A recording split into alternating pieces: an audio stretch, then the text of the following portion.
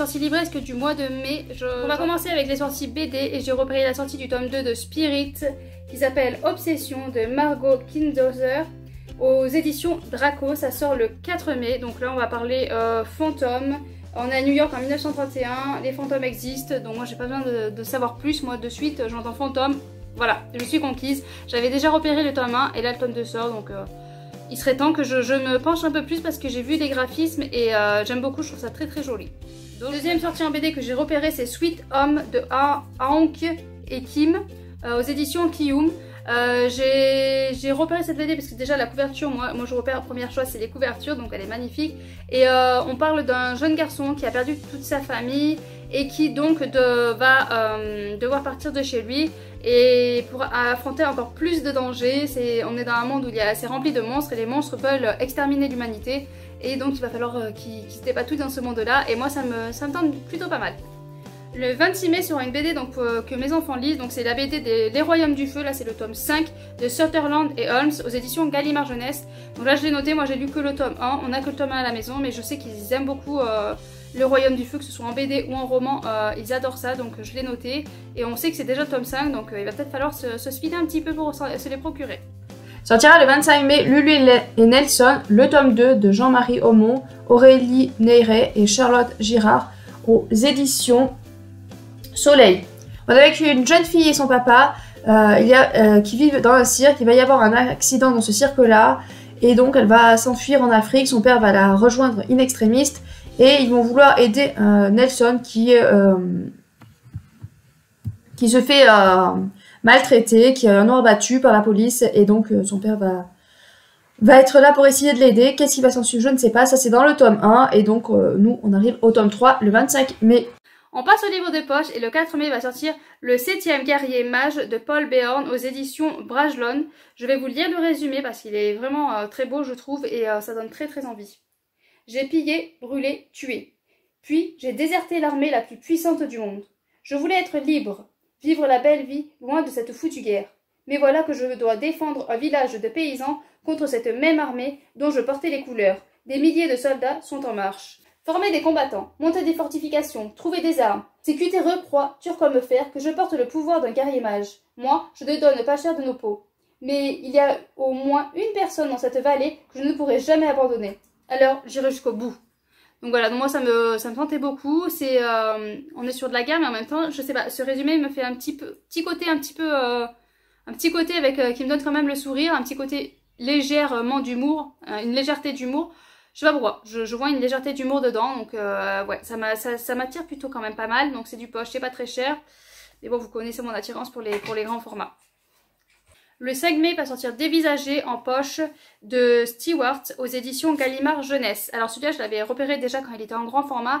Je trouve que c'est un sujet qui a l'air plutôt intéressant. On est avec une jeune fille qui est au lycée, qui a tout perdu, sa meilleure amie, je crois aussi, ses parents, toute sa famille. Tout est parti en fumée, hein, c'est le cas de le dire. Sa maison a brûlé et tout est... voilà, tout le monde est mort sauf qu'elle, elle s'est retrouvée dévisagée et il va falloir qu'elle retourne au lycée. Ça va être un moment compliqué, elle se sent pas bien, elle a peur, mais elle va faire la rencontre de Piper qui a pareil des cicatrices aussi et un autre qui est au théâtre qui a une force de caractère comme elle et du coup voilà, elle va être entourée de ces personnages qui vont je pense l'aider à faire un bout de chemin et je trouve ça assez intéressant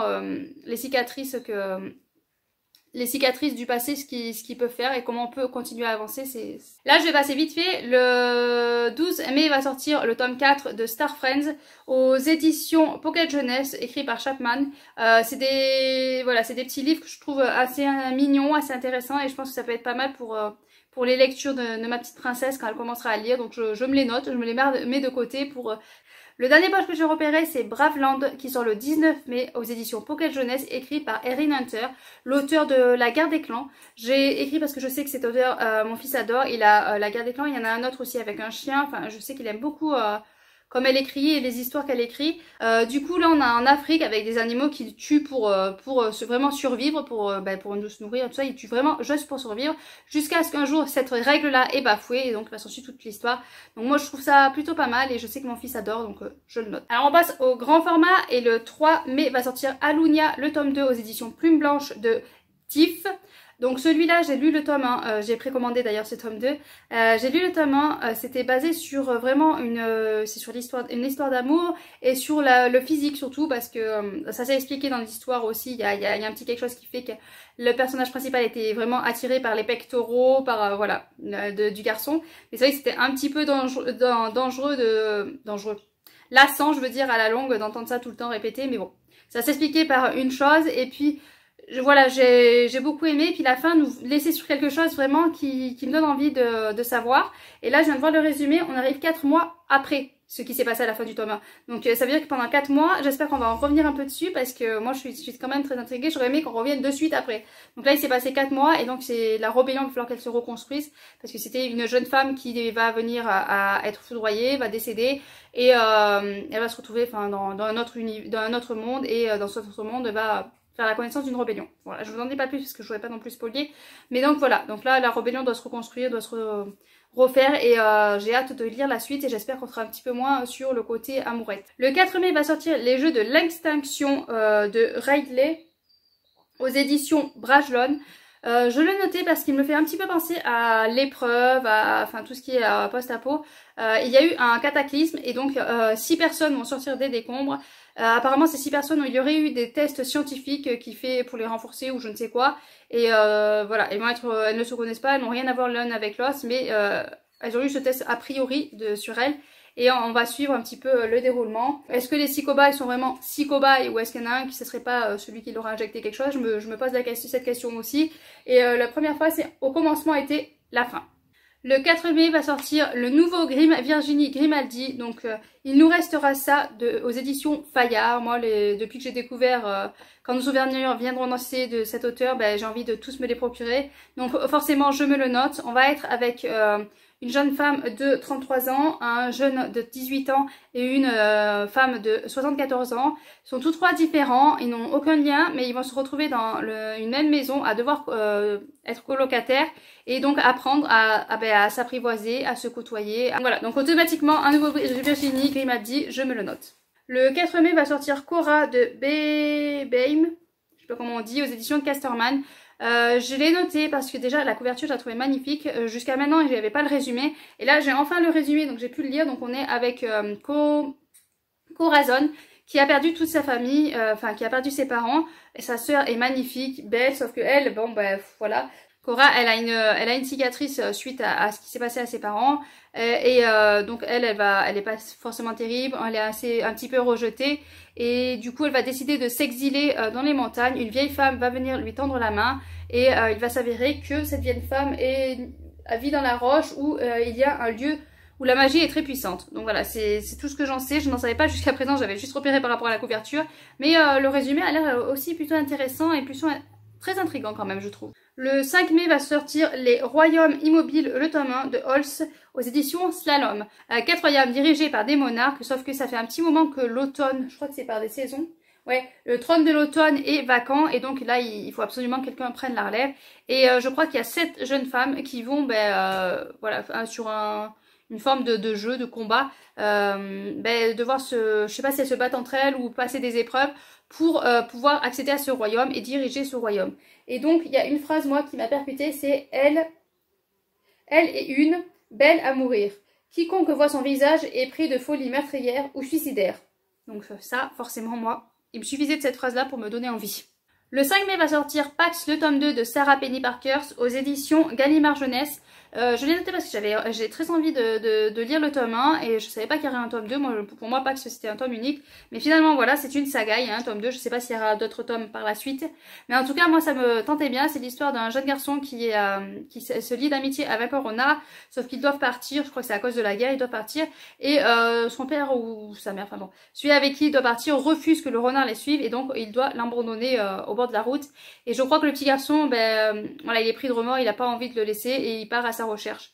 Donc voilà, donc là on va être avec un tome 2, et il y a écrit le chemin du retour. Donc est-ce que ce chemin-là du retour va faire qu'ils vont se retrouver? Je sais pas, mais j'avais la petite curiosité, et du coup, vu qu'il y a un tome 2, j'ai un petit peu peur pour la fin du tome 1, je pense qu'il du coup il va pas le retrouver. Le 23 mai, pourquoi je passe au 23 mai?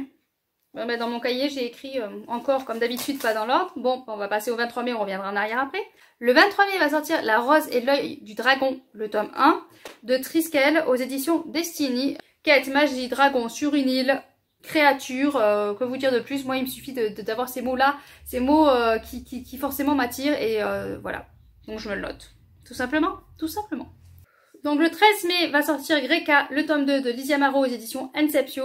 J'ai tellement envie de m'y plonger dedans parce que c'est un auteur, voilà, c'est l'auteur d'Horizon, donc forcément je me dis que ça peut être que du bonheur cette saga-là.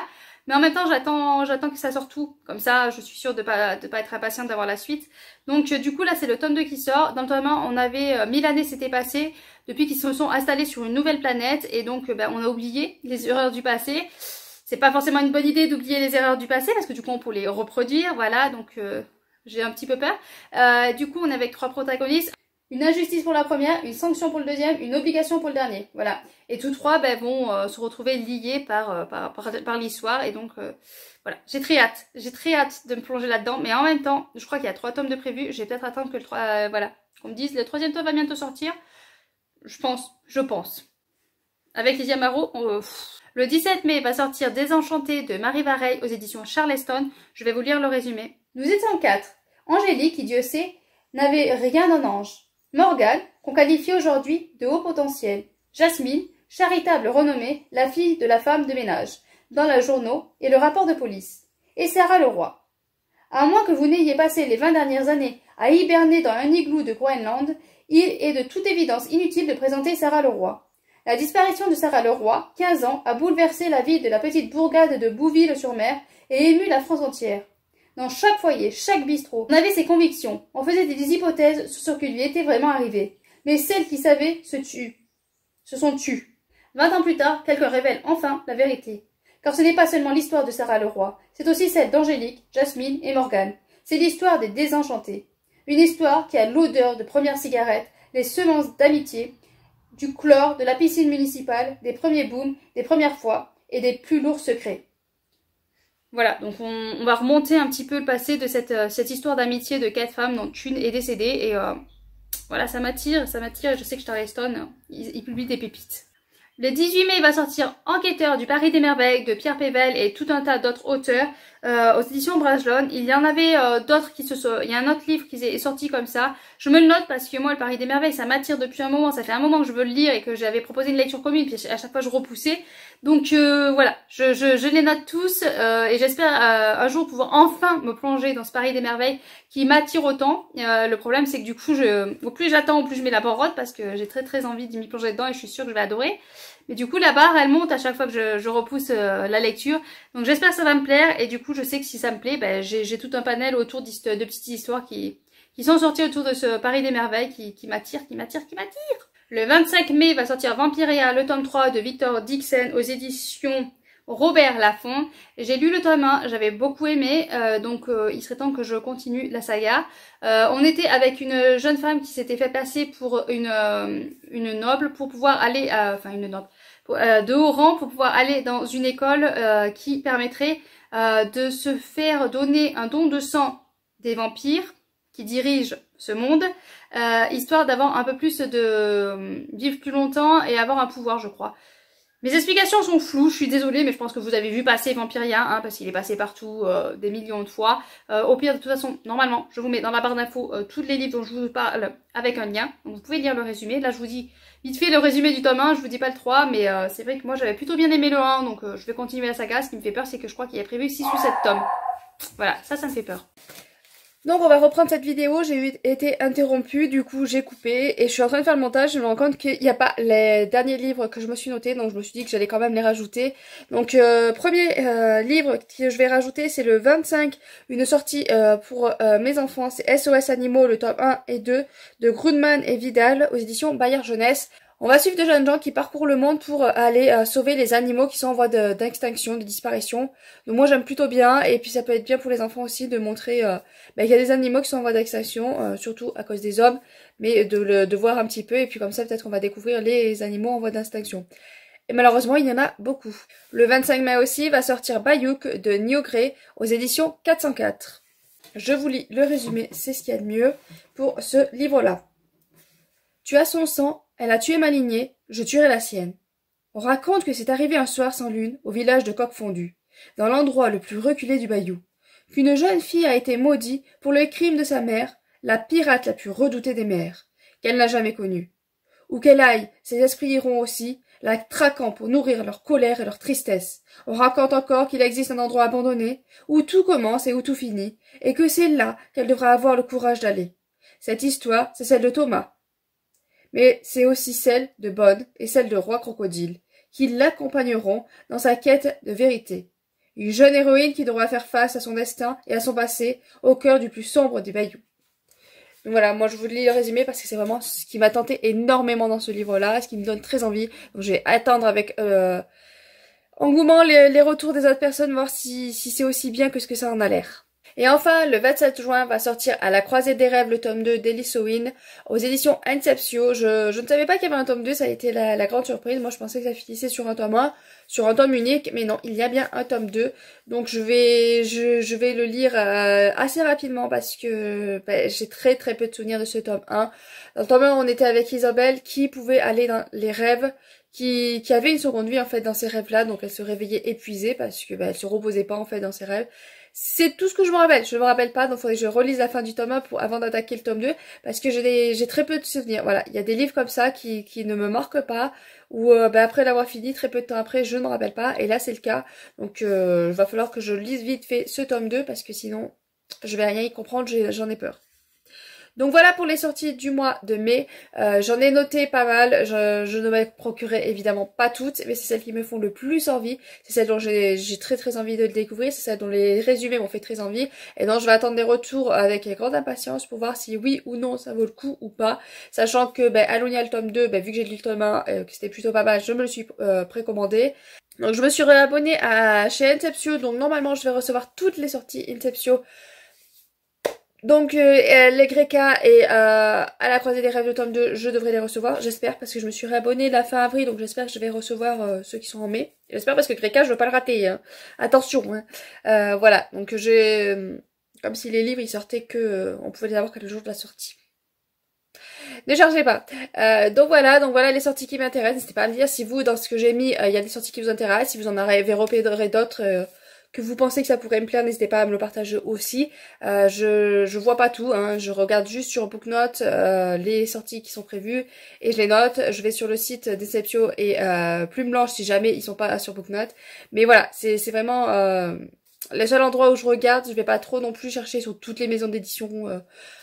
C'est déjà assez long comme ça. Si en plus je vais noter toutes les maisons d'édition pour voir ce qui sort, ça va être complexe. Donc je ne peux pas me permettre, hein, je n'ai pas non plus beaucoup de temps, mais c'est vrai que déjà c'est pas mal de sorties en plus avec ça, donc si en plus j'en rajoute, c'est pas la peine.